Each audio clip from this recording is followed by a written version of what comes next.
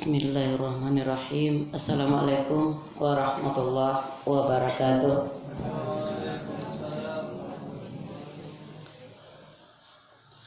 Alhamdulillahilladzi nahmaduhu wa nasta'inuhu wa nastaghfiruh wa na'udzu billahi min syururi anfusina wa min sayyiati a'malina. May yahdihillahu fala mudhillalah wa may yudlilhu fala hadiyalah. Asyhadu an la ilaha illallah wahdahu la syarikalah wa asyhadu anna Muhammadan abduhu wa rasuluh la nabiyya ba'da, amma ba'du. Rabbi shrah li sadri wa yassir li amri wahlul 'uqdatam min lisani yafqahu qawli. Bapak-bapak, ibu-ibu sidang jamaah tarwiyah yang dimuliakan Allah.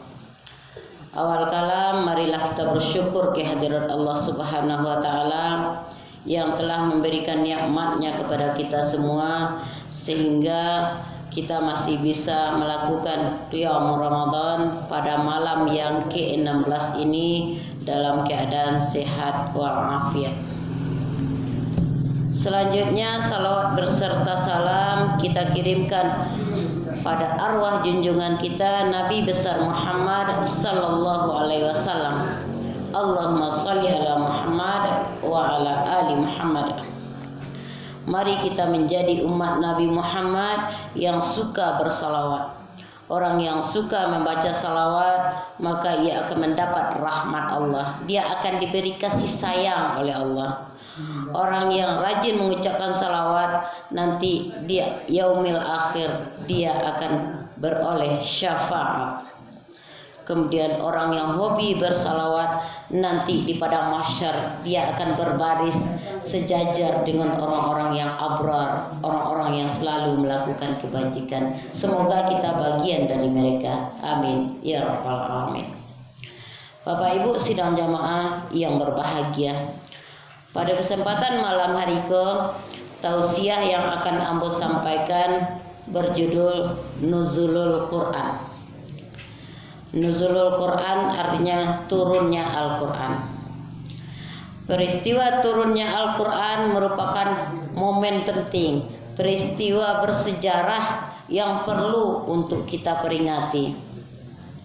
Apa sebab? Peristiwa Nuzulul Quran, turunnya Al-Quran pertama kali, menjadi awal masa diangkatnya Nabi Muhammad menjadi Rasul utusan Allah. Awal pertama Nabi diangkat menjadi Rasul itu diawali dengan uzlah. Uzlah ini artinya menyendiri, mengasingkan diri. Mengapa Nabi mengasingkan diri? Dek karena dapat mimpi shadiqah, mimpi yang benar. Nabi Muhammad itu mimpi beliau selalu mimpi shadiqah. Kalau mimpi kebanyakan mimpi kadzibah, mimpi yang bohong. Bahkan Nabi selalu mimpi shadiqah, beliau selalu memenuhi syarat untuk mendapatkan mimpi shadiqah. Nabi Muhammad itu kalau beliau selalu berutuh dulu. Itu syarat untuk dapat mimpi yang benar.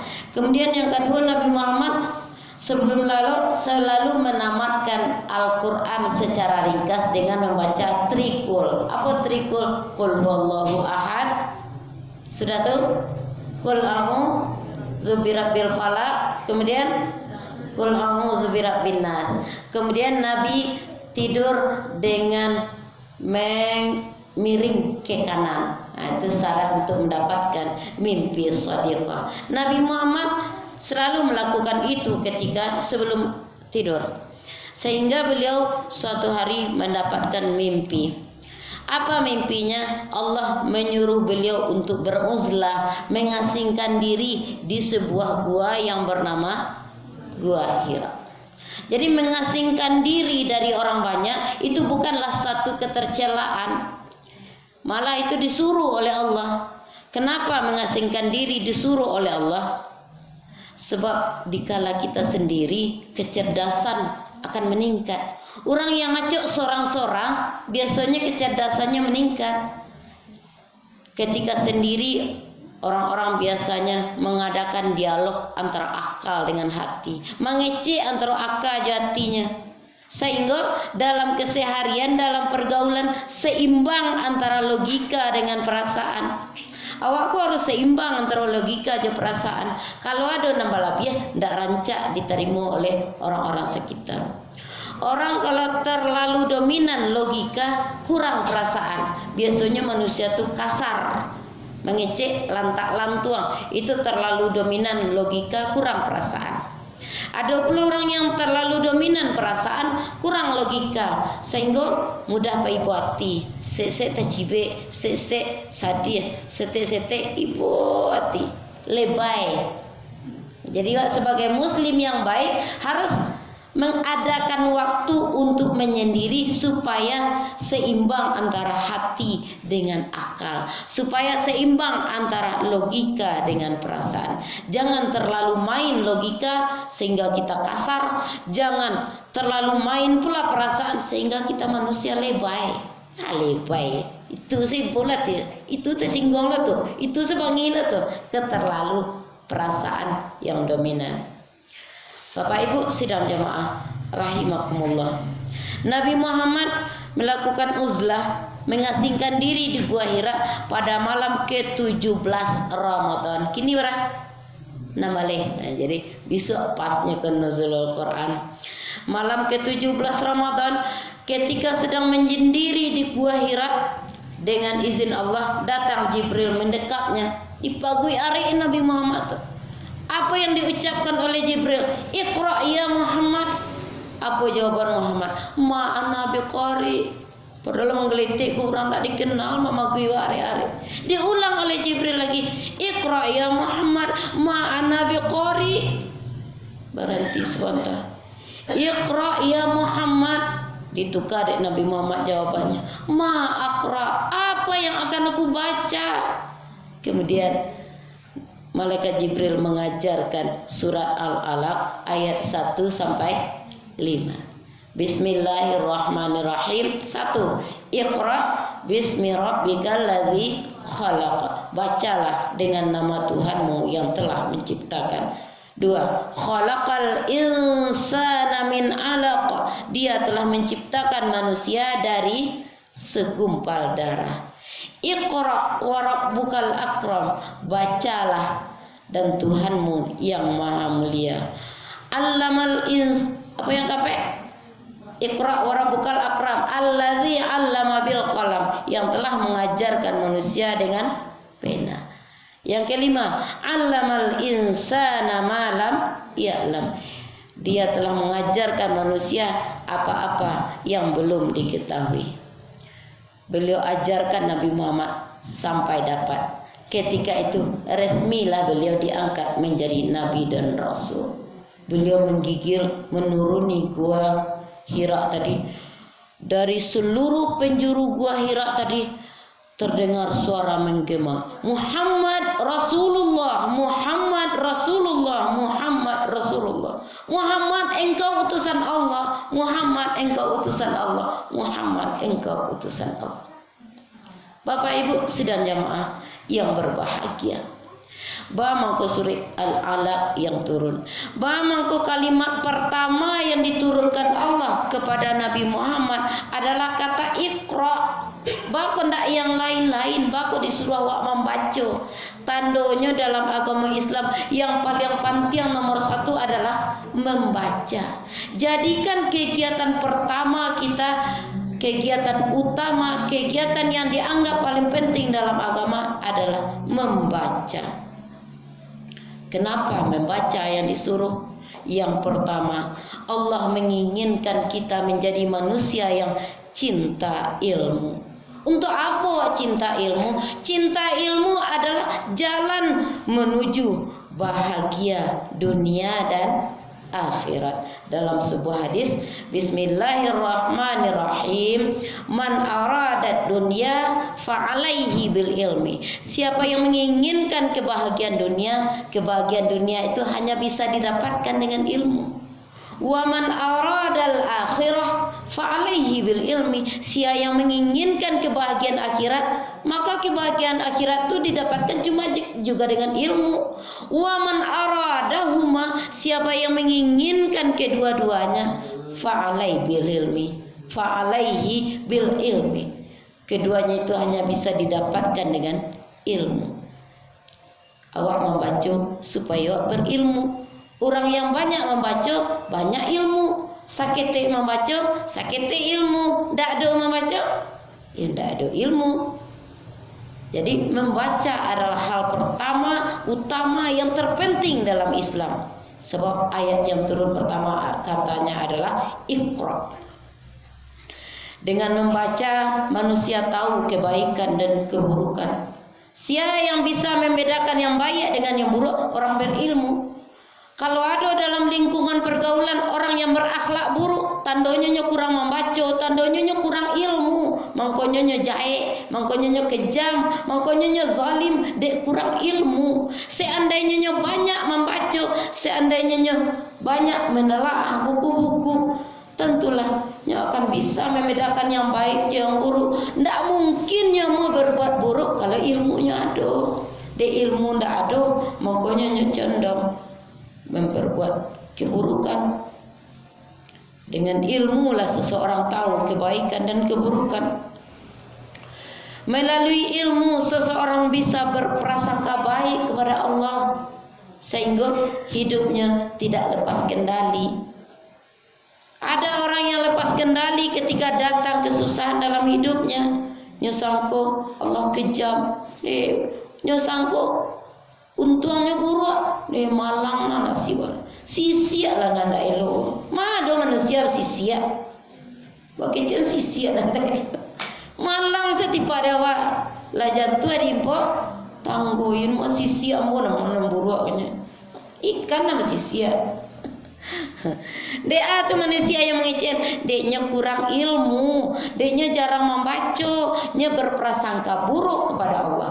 Padahal segala kesusahan yang Allah berikan, semuanya itu adalah proses dari Allah supaya menjadi manusia yang berkualitas, berprasangka baiklah kepada Allah. Ndak donan buruk untuk yang dia Allah, sadonya ranca. Cuma awak sedang diproses. Makin diproses nanti harago semakin mahal. Lihat sajalah ada kalau pai ada ibu-ibu apa-apa pai ke rumah orang kayu kadang ada porselen Gucci itu harganya ada yang 5 juta, bahkan ada yang 10 juta, gadang rancak.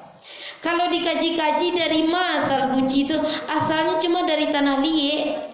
Bayang setanah liat arago barana lah kah arago tanah liat diambil sekaruang, leka sekaruang lah tanah liat tok be porselen kok. Cuma itunya sudah tu dipangad orang tanah liat tadi diolah dibantu kemudian ditokok-tokok diputar lenong. Seandainya pandai lah tanah liat tadi madu-adu. Ada sakit. Tanah liat tadi tanang. Bekolah dibantu dijamur. Bekolah karian semprot lo jecat. Sudah tu jamu lo lihat. Seandainya pandai lah nya mengilu tu angin tuan tak taluk dia mau dijamu di pandai matahari, tapi ndak nya diam saja. Kok dipanga-panganya lah di induk samang pada nampak kok terserah. Sampai porselen itulah jadilah rancak lah bakile. Didatang ke toko dijual, diborong kayu berapa jaga 5 juta. Ayolah. Agama letak di ruang tamu, bawa pulang. Kok bisa porselen dari tanah liat berharga mahal? Karena nyamu mengalami proses. Awak pun harus sama mengalami proses supaya menjadi manusia berkualitas serupa porselen tadi. Siapa yang bisa berpikir waktu itu? Manusia yang banyak membaca, manusia yang ada ilmunya. Dengan membaca, dengan cinta ilmu, kita menjadi orang yang bersyukur. Bersyukur adalah syarat untuk menjadi bahagia.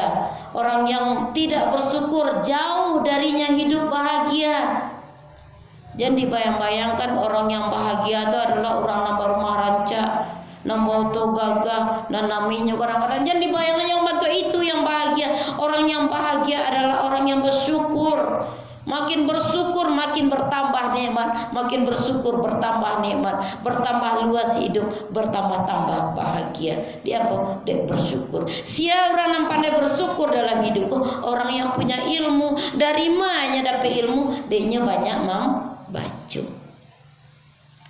Membaca dan mendengar adalah sumber ilmu. Kalau tidak membaca, mendengar malah. Dua tu kebanyakan sumber ilmu dari yang dua tu. Banyak-banyak membaca, banyak-banyak mendengar. Ibnu Abbas, anak pamannya Rasulullah, beliau hidup di zaman Rasulullah sampai umur 13 tahun. 13 tahun umur beliau Nabi Muhammad wafat. Beliau mengiringi perjalanan Nabi Muhammad sejak kanak-kanak umur 5 tahun. Umur 5 tahun lah dapat petunjuk dari Allah untuk beraja kepada Nabi Muhammad. Ketika setiap ada salat jamaah, Nabi Muhammad menjadi imam, beliau ada di belakang. Hati ketiknya mengecek keceknya. Dia salahnya wak ketik baru. Seandainya wak lah gadang tentu bisa wak disam nanti mukum, bisa wak calik langsung baan Nabi melakukan salat. Sebabnya tahu Nabi mengatakan sallu kama raaitumuni usalli. Salatlah kamu sebagaimana kamu lihat aku salat. Kecek Ibnu Abbas, bala caranya mencalik Nabi Muhammad, bala caranya. Akhirnya dia mencikuk-cikuk. Ketika orang sujud sanang matinya. Oh, bantu itu Nabi Muhammad, bantu itu. Bantu itulah seorang Ibnu Abbas ingin bana mencari sumber ilmu, yaitu Nabi Muhammad sallallahu alaihi wasallam. Suatu ketika beliau merengek kepada Nabi Muhammad, wahai Rasulullah, izinkanlah aku bermalam di rumah engkau. Boleh? Engkau ingin bermalam di rumahku? Boleh. Dibawalah oleh Muhammad bermalam. Ketika sepertiga malam yang akhir, Nabi Muhammad jago melakukan salat tahajud. Jagolanya baru terangau bunyi. Jagolanya nyairian apa yang dilakukan Nabi Muhammad. Apa yang dilakukan Nabi Muhammad nyairian salat tahajud, berzikir, bertaubat, baca Al-Quran. Setelah selesai semuanya, dibarui kepalanya oleh Nabi Muhammad. Kecik Nabi Muhammad, wahai Ibnu Abbas, aku mintakan engkau kepada Allah, aku doakan engkau supaya dewasa kamu nanti menjadi seorang ulama besar dan ahli di bidang tafsir. Namanya didoakan Nabi Muhammad, maka terkabullah doa tersebut. Setelah dewasanya Ibnu Abbas berhasil menjadi ulama besar dan ahli di bidang tafsir. Ketika beliaulah mulai berdakwah, beliaulah menyampaikan pelajaran-pelajaran di majlis, banyak jemaah yang bertanya, wahai Ibnu Abbas, kami penasaran, kok banyak ilmu engkau? Tolong buka ke kami apa rahasia engkau sehingga banyak ilmu? Jawabannya, ambo menggunakan lisan ambo untuk banyak bertanya. Sudah tu ambo menggunakan akal ambo untuk banyak berpikir. Jadi banyak bertanya, banyak berpikir menjadikan awak seorang yang banyak ilmu. Dalam surah Al-Mujadalah ayat 11 Allah telah berfirman, Bismillahirrahmanirrahim. Yarfa'illahu alladhina amanu minkum walladzina utul ilma darajat. Allah tinggikan derajat, Allah angkat orang-orang yang beriman dan berilmu beberapa derajat. Orang yang berilmu, orang yang beriman berilmu, Allah tinggikan derajatnya beberapa derajat. Allah yang meninggikan. Kecil ahli tafsir yang dikecil yarfa'i, kau meninggikan, kau artinya memajukan. Orang yang beriman dan berilmu, Allah beri kemajuan dalam hidupnya. Kemajuan di siku maksudnya Allah tinggikan kedudukannya di mata manusia, Allah tinggikan kedudukannya di mata Allah. Jadi sangko orang yang berilmu Allah beri kekayaan, tidak kekayaan dong. Siapa yang beriman berilmu Allah beri pangkat jabatan, bukan itu yang dimaksud. Yuraqi, yarfa'i sama dengan yuraqi, kecil ahli tafsir. Itu artinya memajukan, artinya dinaikkan kelasnya. Ya, jadi jangan dibayangkan orang yang banyak membaca, banyak ilmu, tinggi pangkatnya, banyak artinya, bukan itu. Dalam segi agama itu sama sekali tidak ada artinya. Bapak Ibu sidang jamaah rahimakumullah, itu yang pertama, bah mangko Iqra yang turun wahyu pertama. Dan pertama, Allah menginginkan awak menjadi manusia yang cinta ilmu. Dan kedua, Allah menginginkan awak suka membaca diri sendiri. Siapa dibaca? Diri sendiri. Orang lain enggak, diri sendiri yang dibaca. Tentang apa kah dibaca? Tanya ke diri itu, awakku dari hendak kama? Dari mana hendak ke mana? Awak berasal dari Allah, akan kembali kepada Allah. Di dunia ku amanga pesantai-santai, pesanang-sanang, bagalak-galak, enggak. Awak di duniaku sebagai tamu, jadilah tamu yang tahu diri. Awak di duniaku menjadi hamba. Hamba siapa? Hamba Allah. Jangan menjadi hamba-hamba yang lain. Hamba harta, hamba pangkat, hamba jabatan. Jangan menjadi hamba itu. Yang diinginkan Allah adalah kita menjadi hamba Allah yang sejati. Senantiasa melakukan ketaatan. Itu tujuannya Allah keluarkan kalimat Iqra pada wahyu yang pertama. Kemudian dengan kata Iqra, Allah ingin kita lebih banyak mengkoreksi diri, jangan mengkoreksi orang lain. Kalau mengkoreksi diri orang lain murah bana. Yang paling payah bagi orang yang jarang membaca adalah mengkoreksi diri sendiri. Jadi kalau orang banyak bananya mengkoreksi saja, kerajanya orang lain sana jalih maksudnya kurang membaca, jalih maksudnya kurang ilmu. Orang yang banyak membaca, banyak ilmunya, lebih banyak mengkoreksi dirinya sendiri. Tuba liman syaghalahu aibuhu an uyubin nas. Berbahagialah orang-orang yang sibuk dengan aibnya sendiri sehingga dia lupa dengan aib orang lain. Orang yang sering membaca diri sendiri, setiap pengalaman yang dia lalui sepanjang perjalanan hidupnya akan dia ambil pelajaran, akan dia ambil ilmu. Kata Nabi, utlubul ilma minal mahdi ilal lahdi. Tuntutlah ilmu dari ayunan sampai ke liang lahat. Perjalanan wak dari bayi sampai wak masuk ke liang lahat itu penuh pembelajaran. Ambillah pembelajaran dari situ. Ambil iktibar, ambil hikmah. Siapa yang bisa melakukan itu? Orang nan banyak membaca, orang nan banyak ilmunya. Pengalaman hidup seringkali Allah berikan dulu berupa praktek. Beko teorinya kemudian jalani bantu iko dulu, beko baru wak tahu. Oh iko mau kasih Allah mah, iko mau kasih Allah. Saya nggak tahu. Siapa orang yang bisa mengambil hikmah dalam setiap perjalanan? Orang yang punya ilmu, orang yang banyak membaca. Paralu banyak baca, paralu. Sebab membaca adalah hal terpenting, nomor 1 utama dalam agama kita Islam. Bapak Ibu sidang jamaah rahimakumullah, orang yang berhasil mengambil hikmah pembelajaran dalam setiap ruas perjalanannya, maka dialah orang yang beruntung. Orang yang namun mengambil pembelajaran dari kisah hidupnya, itulah orang yang beruntung. Sebab kalau nyambil pembelajarannya akan menjadi manusia yang lebih baik. Mangkana yaumuhu khairan min amsihi fahuwa rabihun. Siapa yang harinya yang sekarang lebih baik dari hari kemarin, maka dialah orang yang beruntung. Jadi hari ke hari harus lebih baik. Yang ketiga, bang mangko Iqra yang turun wahyu dulu. Sebab membaca adalah gizi bagi jiwa manusia.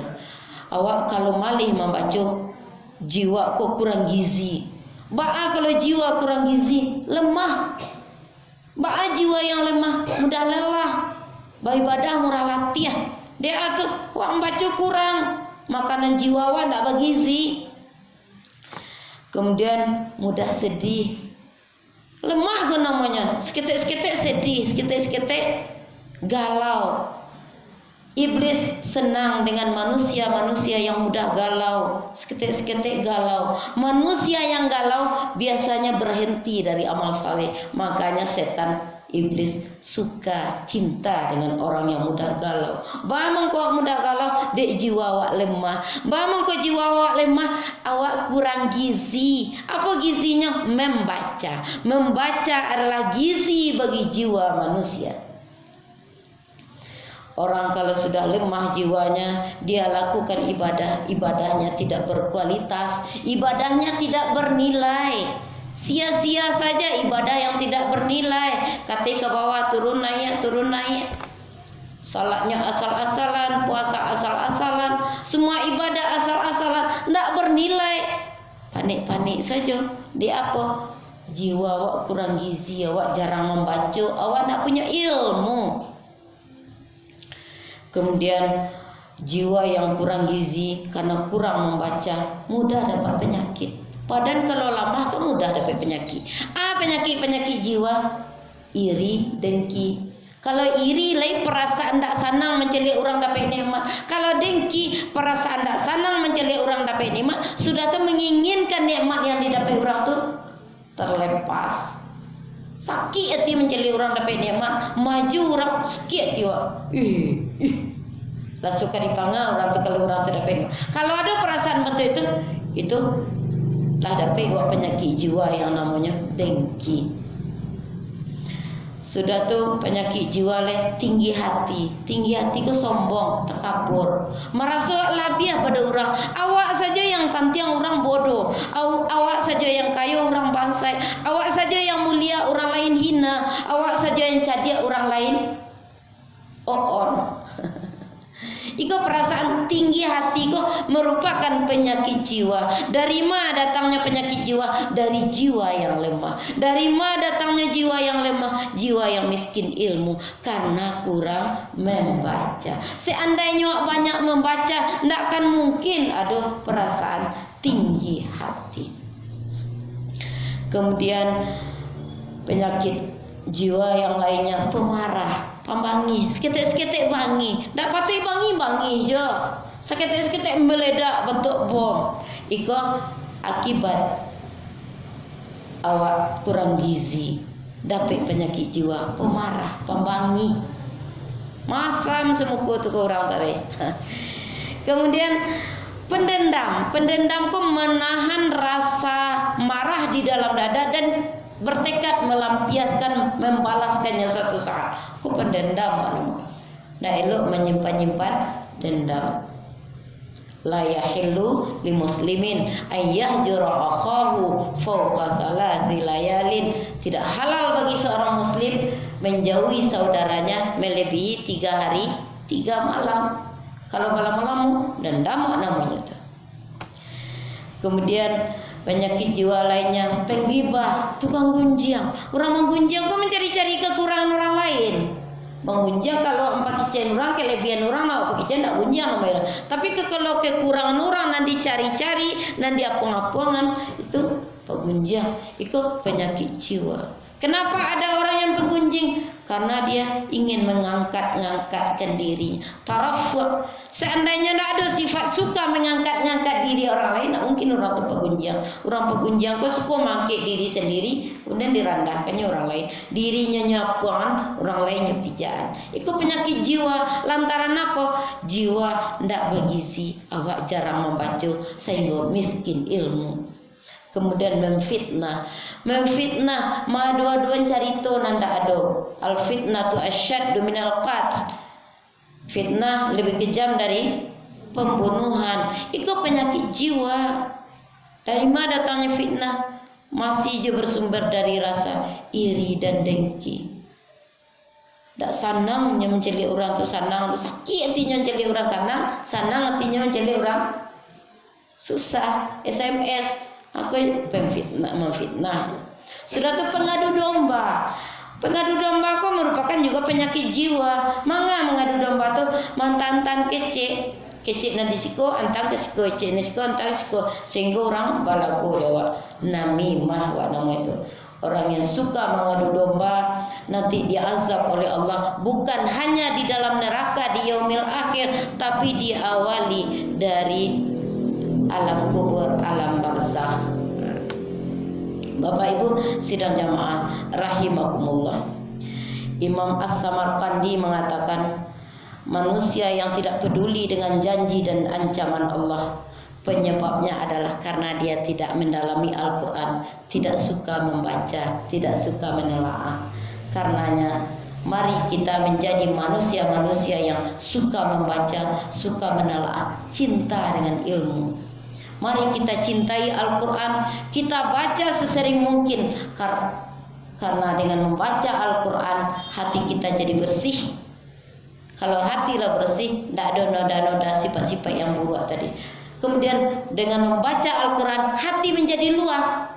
Berapapun kepahitan, kesusahan dalam hidup, musibah yang datang, karena hati kita luas, tidak terasa pahitnya, tidak terasa pedihnya. Karena apa? Hati yang luas. Dari mana datangnya hati yang luas? Hati yang selalu membaca Al-Quran, menelaah Al-Quran, banyak membaca, banyak ilmu, hati menjadi bersih dan luas.